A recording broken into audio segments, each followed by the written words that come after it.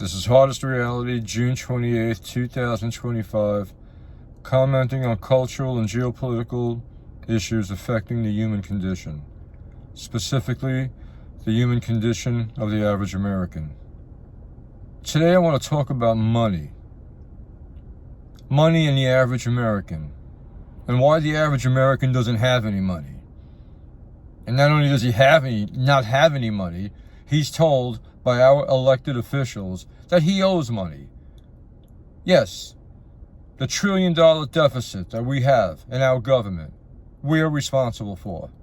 The average American who works, owns a small business, pays his taxes, has to pay for his own health insurance, has to pay for whatever benefit that he needs for his family's health, for his family's wealth, and for their survival. Okay, so why is this the case? I mean, I'm almost 100 years old. I worked all my life, okay? Everyone else did. And why am I told that I owe so much money? Why am I told that my standard of living has to go down? Why do I find myself, whatever cash I have left, has less and less purchasing power? Meaning, it costs me more to buy stuff that I need. I'll tell you why. Because the system we live under benefits the rich and powerful. And every economic policy that I've been aware of has been to keep the rich and powerful, as I've said before. They transfer wealth from the average American up to the 1%. The 1% who pay no taxes, who hide all their money offshore in Liechtenstein, in the Cayman Islands, and such. We know this to be true.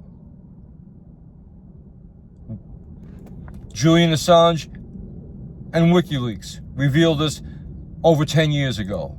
But we've known this before that. These super wealthy people didn't get rich and powerful by doing good. You know, basically we live under a system called fractional reserve banking. Basically, private interests, private banks can make money out of thin air, say that it's yours, okay, give it to you, and then when you pay them back 5 times more than what you borrowed, that's interest. So basically they make money out of thin air, charge you interest for it, you gotta work like a dog to pay it back, and meanwhile, they become wealthy on free money. And you have to work and pay taxes. Pay taxes on money that is created out of thin air. I want you to understand this. Money, our money in the United States is created out of thin air digitally. Nothing backs it up. No gold, no silver, no commodities. It's just thin air. What they say it is. And they give it to the 1%. It's called the Cantillon effect. Look it up. So, this fractional reserve banking system is part of the banking syndicate that keeps average Americans and everybody else in the world who's average poor and in debt. This is why they tell us, well, accept the fact that your children's standard of living will be lower than yours. Whereas up until the 1970s, it was the exact opposite. You know, sometimes I lose my train of thought over here. I'm talking exponentially.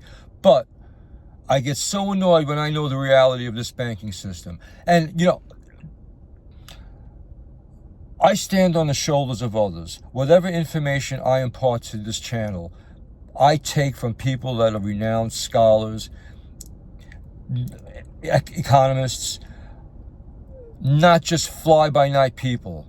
People that the establishment know and don't like. For what I'm talking about, fractional reserve banking and how the banking system is geared to the wealthy, look up Professor Michael Hudson, the foremost economist. He's also called the godfather of all economists. Look up his book, Super Imperialism. And anyway, just to get on with this and just to not make this too long, Yes, I'm frustrated by this system. I've worked and paid taxes all my life, lived a regular life over here. Okay, I am an American, the average American, as you all know. But I see what's going on in my country. I see what's happening here. And I see the wealthy getting wealthier. But not only do the average American get poorer, they're looking at homelessness. And they keep this homeless problem here as a fear method to keep us under control. If you do anything against the system, you'll be like that. They'll do everything they can to marginalize you and just destroy your life.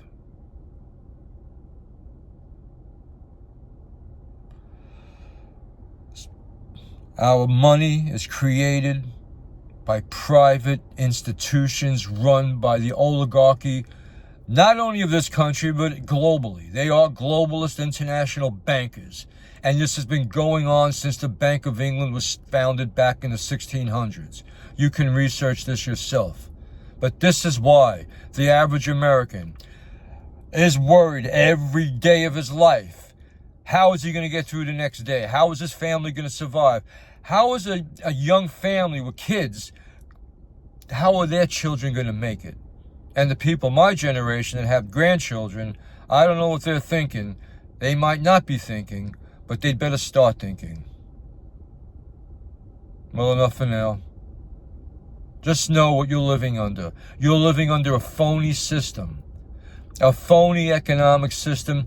That does not have to be any poverty. There does not have to be any famine. What these super wealthy bankers do is privatize all the resources that the average person needs to live. Just understand that. Oil is privatized. Medical care is privatized. Food that we need is privatized. And the money that we need to survive is privatized and made out of thin air by these banking elites. So enough for now. It's the longest video I've ever done. This is This is Hardest Reality. June 28th, 2025.